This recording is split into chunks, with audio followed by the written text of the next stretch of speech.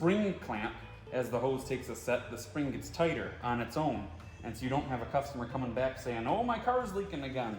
I don't know, I feel like I'm rambling a little bit, but the copper washers are a little bit the same way, is what I'm saying.